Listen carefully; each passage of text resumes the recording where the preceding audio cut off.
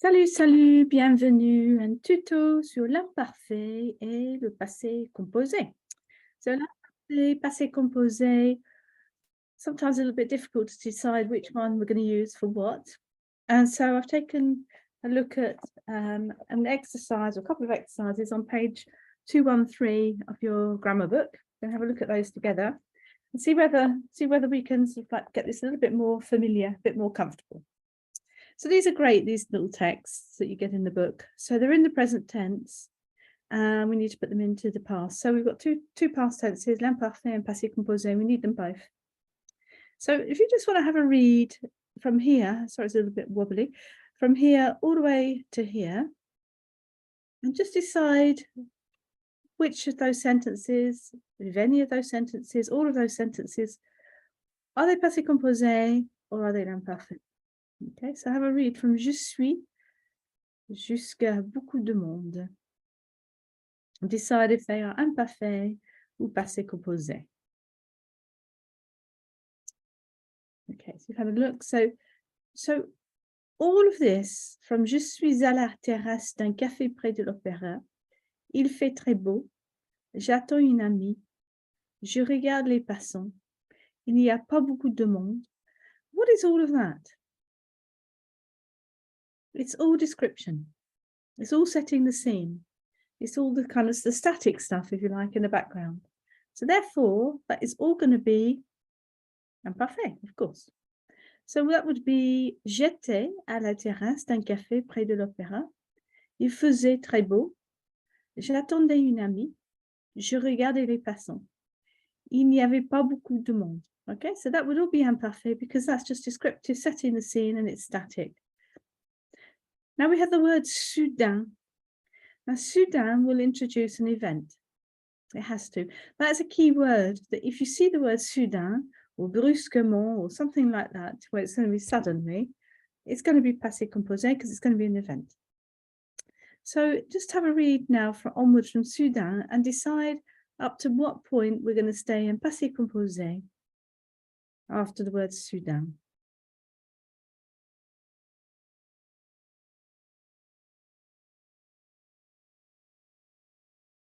All right, so we've got soudain, so that is an event happening next. So soudain, j'ai remarqué une femme sur le trottoir d'en face. So passé composé because it's an event. It's not descriptive. It's not something static. It's an interruption. It's an interruption to this scene, if you like. So soudain, j'ai remarqué, and soudain tells us anyway, it must be passé composé. Une femme sur le trottoir d'en face. Le feu a passé au vert. Happened, yeah. It wasn't a continuous thing. It can be. Any of these things could be continuous if they are setting the scene, but they're not. That's not their role here. So that's another event. Le feu a passé au vert, mais elle est restée immobile, comme une statue. So all of that is passé composé. So we've got a sequence of events there. But here, what have we got here? We've got description of somebody. So we're back to description again now with imparfait. So therefore, it's going to be imparfait. Elle était grande, pâle. Elle semblait épuisée. Okay, so that would all be imparfait. Now we have the phrase tout à coup. What is that going to introduce? It has to introduce. Yeah, you've got it. Yeah, passé composé, because suddenly, it means suddenly. So tout à coup, une voiture s'est arrêtée devant elle. Un homme est sorti et il a porté une petite valise. Now, would that be il a porté or il portait? This is the kind of thing where you're not really sure how you can describe it. So this is obvious, isn't it? Tout à coup, une voiture s'est arrêtée devant elle. That's definite event, isn't it? Un homme est sorti. That's definite event, isn't it? Now, it's whether we decide that this is an event or description. I would say it's probably description, actually. So, il portait une petite valise. Now, this is definitely description, isn't it? Here, because we're describing what he looks like. So, we're back to l'imparfait. Il était très brun et il avait de petites moustaches. Il avait l'air dangereux. That's all descriptive, isn't it? We're describing him. Now, how about this bit? Would you put this sentence in passé composé or in imparfait?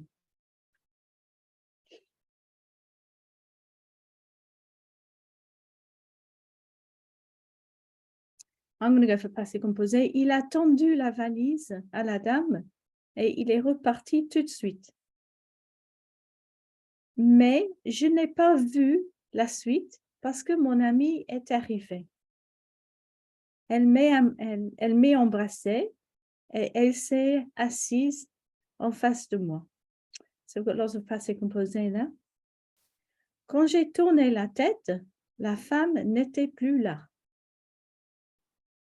So, are you feeling a little bit more like, yes, like that's, even you might start be feeling a little bit more instinctively, yes. Like for this one here, it followed several passé composé, didn't it? But it felt like it was right, didn't it, to be imparfait, because it was describing him.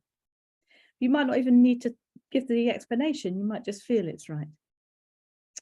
All right, this next exercise really relies on keywords. And they're really useful to help us decide whether something is going to be passé composé ou à l'imparfait. So we've got two words here, habiter, déménager. Avant, j'habitais à la campagne, mais il y a 2 ans, j'ai déménagé. So the key words in here is avant. It's open-ended, it's imperfect amount of time, if you like. So we're going to use the imparfait. But here we've got a specific amount of time. It's specific. We're telling us when it was, and we know when, exactly when. So that becomes passé composé. Plus, you could overlay onto that that this person was living in the countryside for some continuous time. So it was a repetitive task in the repetitive action in the past. But the moving was an event. So there's a number of different ways you could look at that. You could even look at this as description if you wanted to. So have a go at this one then. We've got fumer, arrêter. We've got avant, and we've got à la naissance, which are our time markers. Time markers are going to help us decide. So in this first one, you would say imparfait, yes? Avant, mon mari fumait beaucoup. À la naissance de notre fils, il a arrêté de fumer. Because this is the open-ended imperfect amount of time, and this was a specific moment in time. So he stopped smoking. Let's have a look at number 2. Voter, voter, same verb twice. So we've got, 15e, is it? I'm being tested here. Siècle. Les femmes ne votaient pas. En 1945, elles ont voté pour la première fois. This is throughout a period. This is throughout, isn't it? A period of time. And that's a specific year. Number 3, peser, perdre. To weigh, to lose. So we've got the rhythm now, haven't we? Avant, open-ended. En un mois, specific amount of time. So, avant les vacances, je pesais 80 kilos. En un mois, j'ai perdu 20 kilos. All right, do you want to have a look at the next 3 of these and just decide in your head what you would go for in terms of answers? Let's just test this out. Okay.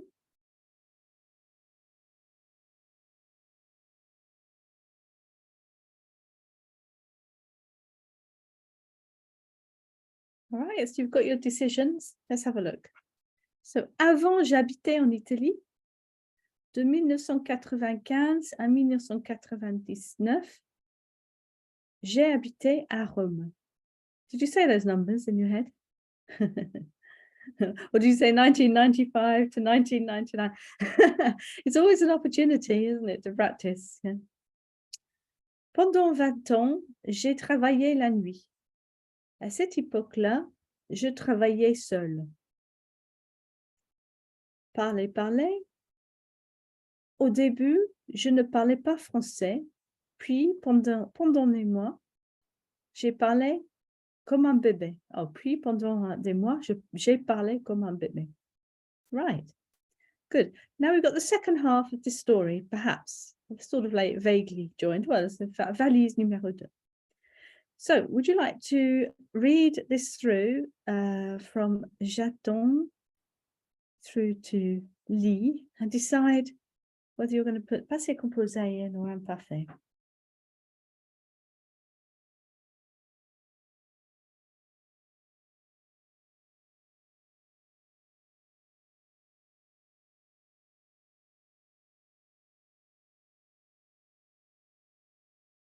All right, so we've got j'attendais une amie et ma tante est arrivée.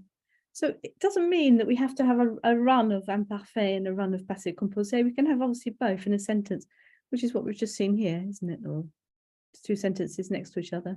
So j'attendais une amie, that was setting the scene, yes. Et ma tante est arrivée, that was the event. Elle a critiqué mon appartement, passé composé.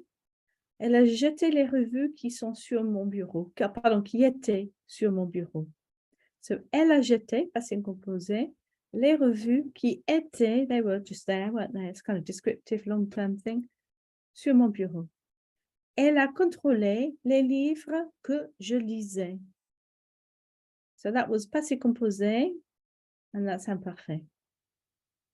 Okay, would you like to read from elle part down to je l'ouvre and decide whether you're going to put passé composé or imparfait in?